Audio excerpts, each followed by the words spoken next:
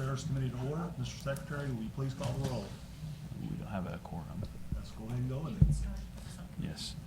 You can say we'll move it to a subcommittee. We'll start with here in SJR46.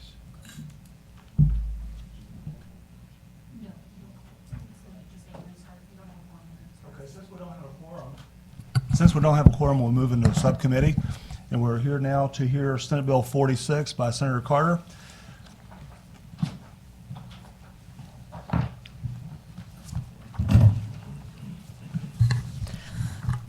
Thank you, And Senator Chairman. Carter, may I interrupt just a second? Yes. It looks like we're going to have a quorum after all. So, Awesome. Mr. Take a roll. Mr. Secretary, please call the roll. Yes, Senators Moon, Here. Schnelting, Bratton, Nicola, Roberts, Weber. Quorum is established. And we have a quorum. So now, Senator Carter, if you will, please proceed. Yes, thank you for the record, Senator Jill Carter, representing the 32nd District. I am excited to be able to present this bill. Thank you for your time, Mr. Chairman, and the committee members. This is an SJR. It's SJR46, where current law provides a property tax exemption for all real property used as a homestead by former prisoners of war with a total service-connected disability.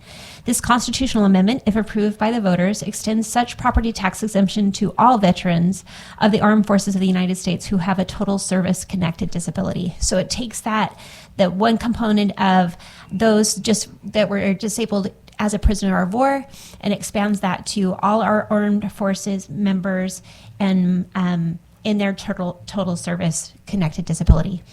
There are currently now in place, there is a tax credit maximum of $750 for those members of our military who are disabled, for renters, those who are renting, and an $1,100 tax credit for owners who occupy their homes. Similar legislation there's in Mississippi, Michigan, Maryland, Louisiana, Texas have full exemptions. So this would put us more in line with those states in honoring and recognizing the armed men and women, armed forces men and women who have served for our country and who have service-connected disabilities. With that, I will take any questions. Thank you, Senator. Any questions for the bill sponsor? Seeing none. Thank you. Hi, thank you. Do we have any one in the audience to testify in support? Come on up.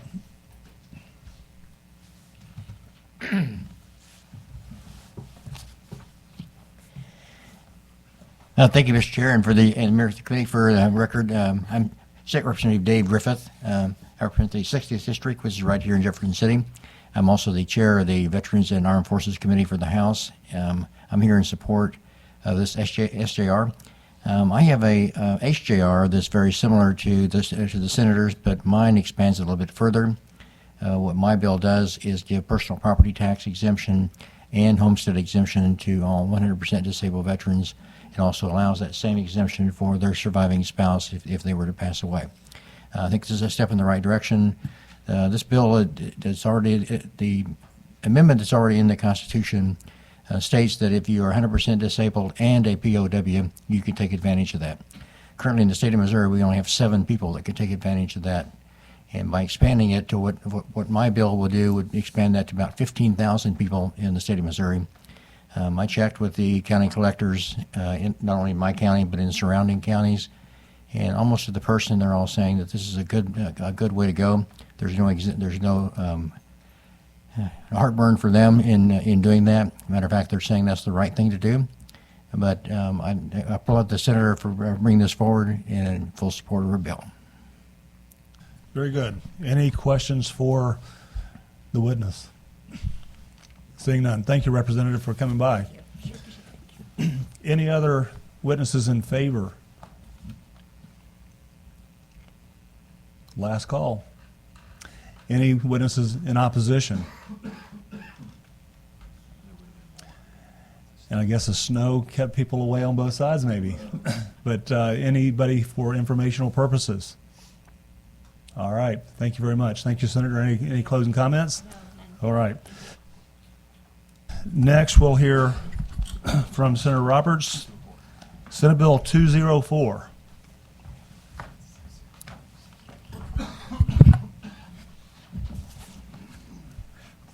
Is this anybody's in here?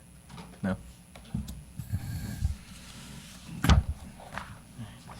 All right. Good morning, Mr. Chair and members of the committee. I'm Senator Steve Roberts, representing the Missouri's 5th District. Thank you for the opportunity to present Senate Bill 204, which establishes the Missouri Geospatial Advisory Committee within the Office of Administration. This council will enhance statewide geospatial data infrastructure through research, planning, training, and education, ensuring coordination across all jurisdictions. Other states, including Tennessee, Kentucky, and Utah, have successfully implemented similar councils, which have been instrumental in advancing next generation 911 broadband mapping, transportation, and environmental management. I filed this legislation both in 2023 and the 24 sessions, and it passed unanimously out of committee each time. Last year, it reached the House calendar for a third reading, but we ran out of time before its final passage. It's a bipartisan bill with strong support. Representative Taylor has introduced mirror language in the House last year, which passed 156-0, and he's filed the bill again. Additionally, the bill has support from several entities that would be better served from its passage, which include the Missouri 911 Service Board, the 911 Directors Association, the Missouri National Emergency Number Association, and the Association of Public Safety Communications, as well as the Missouri GIS Advisory Committee. I appreciate your time and consideration, and happy to answer any questions if you got them. Thank you, Senator. Any questions for the bill sponsor? Senator Bratton. Thank you, Mr. Chairman. I think we worked on this, correct? Didn't we scale it down a little bit? We did. Is this the what we agreed on last year, or is this a? I believe it. I'll confirm, but that was Okay. my intention. The Okay. same thing that, yeah, like you discussed. Perfect. Yeah. Awesome. Thank you. But I'll make sure. Yeah. Thanks. Senator Nicola. Thank you, Senator. Appreciate it. I have a few questions about this. Do we already in the state of Missouri have any kind of geospatial department of any sort, kind, active right now? Yeah, so right now the National Geospatial Agency, it's kind of one of the larger intelligence agencies that all of our branches use that no one really knows much about. So like your GPS and things like that. Their second headquarters is actually in St. Louis, and so this is the new facility they're building. I believe that's open sometime next year. So this is just an advisory council for them. Okay. All right, good. And then with the 911, how exactly is that going to function and actually help with the 911 services? Yeah, actually, they would be able to better explain that than me, but it's just as far as a way of kind of coordinating all of their technological data is my understanding, but I can find out more information on that for you. Okay. If they're not here today. And then, so with this technology of the geospatial, can this be used to track people, places, equipment, any kind of location of people? Can it track infectious diseases? Can it do any of those types of things? As far as like the NGA's actual capabilities, a lot of what they do is classified. So I couldn't really comment on that, but this is just more of a general advisory council Right. for the regional development. Yeah. But Okay. yeah, Excellent. they do a lot. Yeah. From your GPS to your phone. I mean, it's a pretty remarkable. It's a real asset to the state. Yeah, I bet it is. Thank you very much, Senator. You got it. And I have a few questions, Senator. I don't know a lot about the intricacies of it, but to the point of Senator Nicola, I found some information that was readily available to the public that would indicate that it could track diseases as they move across certain areas. So that seems to be that they could track some activity in humans, because there was another part that said that they could analyze human activity, even to the point of monitoring humanitarian needs if there might be, and also human rights abuses. Any comments on that? That's kind of above my pay grade as far as the intricacies of what that agency does and their capabilities. But I know, for example, it's been used like if you're for like take your streets for example and timing traffic and things like that. So it essentially would work in conjunction with current infrastructure. Is it a separate entity necessarily, or is it something that is separate from and can coordinate? I'm sorry, the NGA or like the advisory council? The NGA, yes. And what was the question again? Well, Sorry. is it sort of a separate entity that works independently but can coordinate with other infrastructures that are already in place? Yes, they could coordinate. Okay. And then with the advisory committee, what would their particular role be? It would just really kind of be focusing more so on the region, developing local partnerships, things like that. And since some of it, if not all, would be classified, would there be any way for the legislature to know and realize what all they are doing? Oh, I'm sorry. So I was kind of confusing what the actual NGA does with the advisory council. So gotcha. that would put those in two separate boxes. Okay. The advisory council is more along the lines of, for example, like a lot of the imaging technology and things like that, looking at making sure our students, we're offering programs or advising like, hey, you can get a good paying job working at the NGA doing this. Right. Here's kind of what you need. So that part of it wouldn't be classified. It'd be open. It's more Gotcha. Okay. kind of thinking how to work and make our state thrive. Gotcha. Yeah. Okay, that makes sense. Any other questions?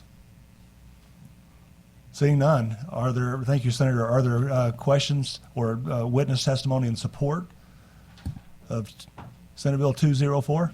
Come on up. Yeah. I'll let you guys coordinate who comes first or last. And there's a couple chairs you can take. You can take a seat on each side if you want.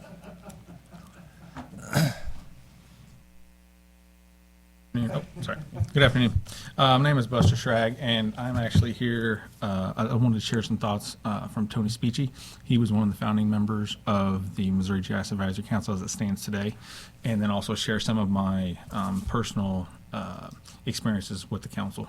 I'm the current GIS manager at the city of Jefferson, so just right down the street. So thank you for this opportunity to speak on behalf of Senate Bill 204. I'll be sharing the thoughts and a little background info on MGIS-AC from Tony Spicci, and I'll follow up with some of my notes as well.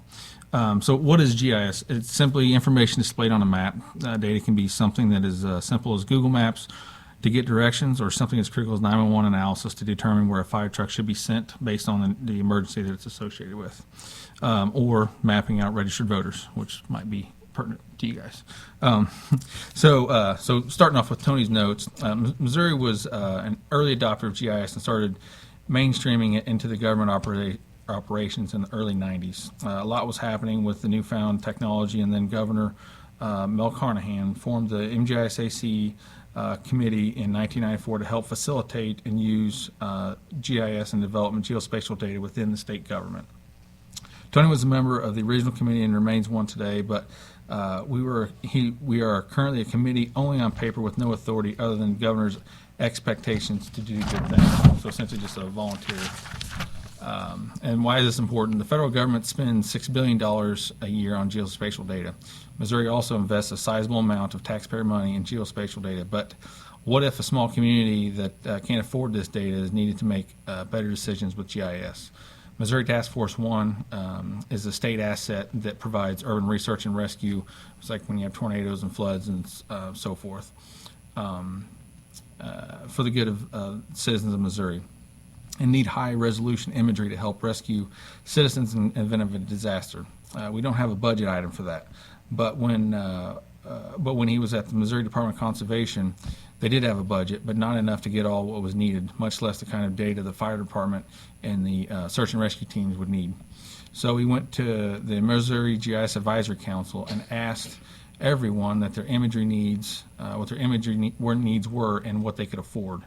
We talked to groups like the Missouri Mid-American Regional Council, which is the Kansas City area, and other local governments to ensure that we wouldn't fly the same area twice, so essentially spending twice the amount of effort to collect the same data. So did this a couple times, and Missouri is always changing, so most importantly, it gave the citizens access to this imagery free of charge. And unlike many commissions or boards, the MGIS-AC, which is Missouri GIS Advisory Council, is not codified in state statute. So that means any governor or government official can remove it and not follow its recommendations, or more importantly, its role helping coordinate geospatial activities of the state. Existing only on paper isn't a good thing. Having served on the Missouri Board of Geographic Names, Tony understands the value of codified boards in Missouri. Having a GIS board not only ensures proper coordination, but also helps eliminate waste in governments and keeps everyone, including citizens, informed. The bill might look like an effort to consolidate power of the advisory committee, but it does the exact opposite. The bill is to codify the committee and bring folks to the table. It requires state agencies to coordinate and work together. More importantly, it provides a forum to communicate and coordinate so that all of us, not just state government, do not duplicate efforts or waste money. All of this comes at no direct cost to your constituents.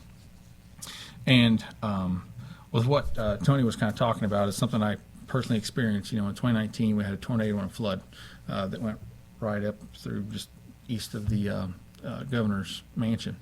And I was on the council at that time, and luckily this committee had put together at least a state contract that any local community or any entity could purchase aerial photography off of. Not many people knew about it because it was the best thing that they could do with not having any sort of funding capacity. About 4 o'clock in the morning, I made a call to a consultant that was a part of our council, and within 24 to 36 hours, they were playing up in the air and collecting data on the damage that was done.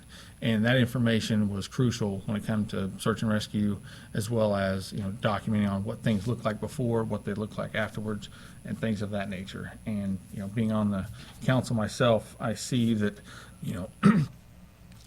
volunteering is great, but sometimes you have ebb and flows where people get on and really want to volunteer and do a lot of things, and then they kind of drop off. Whereas a codified organization would really help solidify and see to it that people are putting their best efforts going forward. Because there's a lot of data that's out there, but keeping tabs on the local needs versus the state needs, there's a big difference there. But getting that local input is a crucial thing to help make sure that we're spending the money in the right areas. So. Thank you for your testimony. Are there questions for the witness?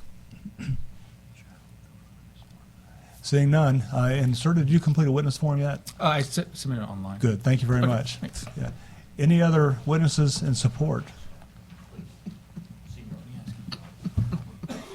Good morning, Mr. Chairman, members of the committee. My name is Scott Penman. I'm here today representing the State 911 Service Board, Missouri 911 Directors Association, Missouri APCO, and Monina, kind of collective 911 folks in the state. The reason that we're so supportive of the Senator's bill is that we work in the state to try and bring up level of service for 911 across the state. You all know we run a patchwork of systems. Each county, even sometimes localities, have their own systems. GIS, NG 911 is kind of the standard that we really need to be. Essentially what that is a software-based 911 system that regardless of whether you can tell me where you're at or not, I can locate you as soon as I get a connection. To do that, it's not an Uber Eats map that we need. It's literally 6-inch level data, so it's that precise that I can mark where structural locations exist. Part of that is because of routing to a call. For instance, you can't send a fire truck under a low bridge.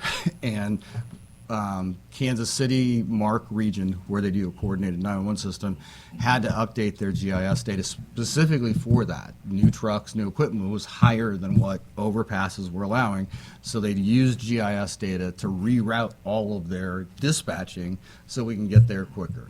The quicker my folks at the 911 center can get someone dispatched and connected and located, the more lives we save.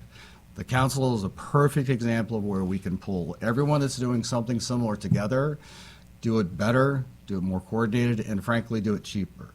We've had the great opportunity of the 911 Service Board to have benefit some of the ARPA funds that you all appropriated, the governor dedicated to help GIS improvements across the state.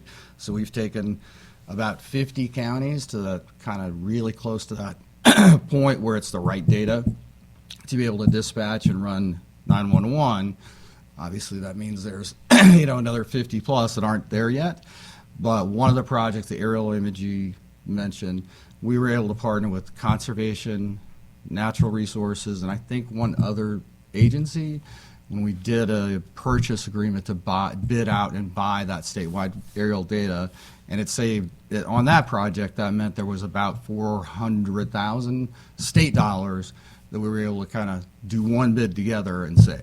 So it's real life examples of incredibly boring but critical types of information. Happy to try and answer any other questions. Questions for the witness? Seeing none, thank you very much. Thanks, sir. And I believe I submitted online. And tell me, we have just had a question about accessing those. We have not received those on our committee yet. To which address did you send them? Do you It's a recall? portal on the on the Senate website, but Okay. we were actually having a problem accessing it, so I'm not sure it works. Okay. So We'll- I'll follow back we'll up, and I'll go connect do with the- paper.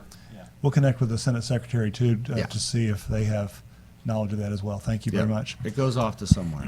Okay. Any other witnesses in support?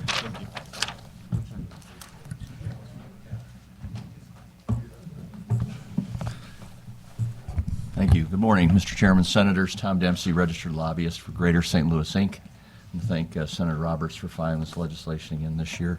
We're interested in the legislation, of course, the statewide public safety GIS mapping and the coordination between, different entities throughout the state is very important.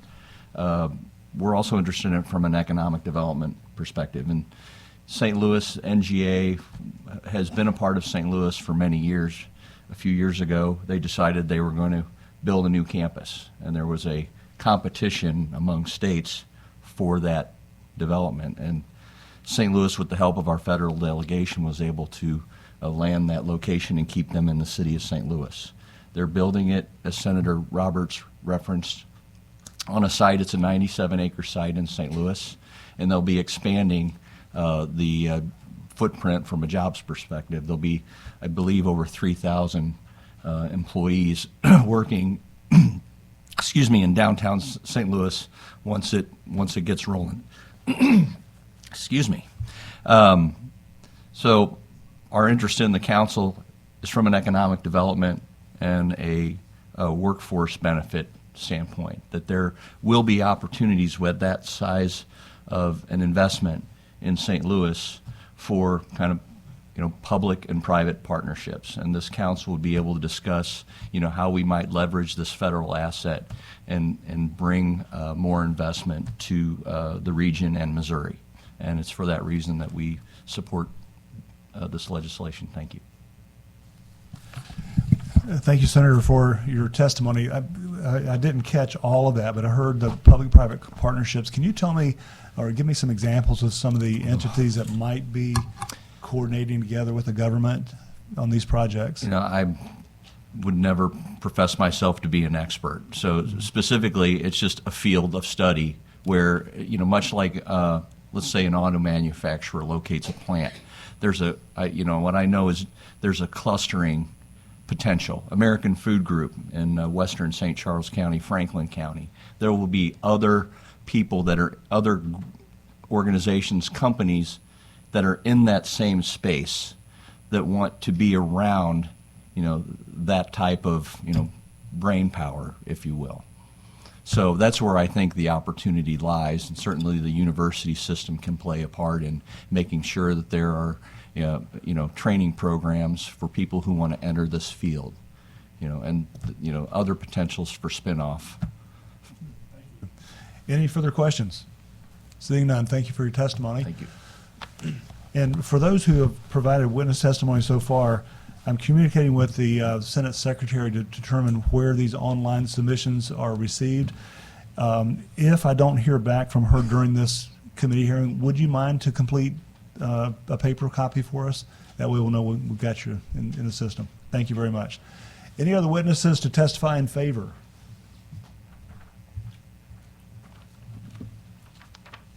Mr. Chairman, members of the committee, Lynn Schlosser, registered lobbyist for the Missouri Society of Professional Land Surveyors, who would like to go on the record in support. Thank the senator for his efforts. Thank you. Any questions for the witness? Seeing none, thank you. Any others to testify in support? Please come up.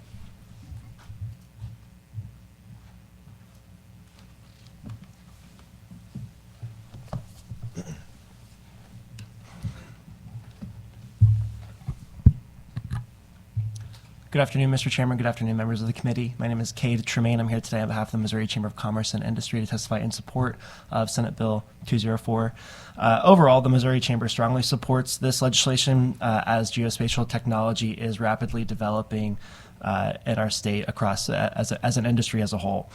Creating a geospatial advisory council will aid in maximizing the value and minimizing the cost as we continue to develop and implement these geographic information systems.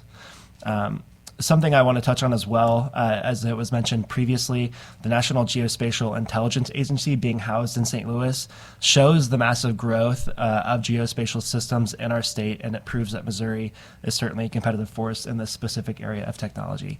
So I'm happy to take any questions. Any questions for the witness? Seeing none, thank you very much. Thank you. Any other witnesses in support? Senate Bill 204. Seeing none, are there witnesses in opposition to Senate Bill 204? Seeing none, any witnesses for information only?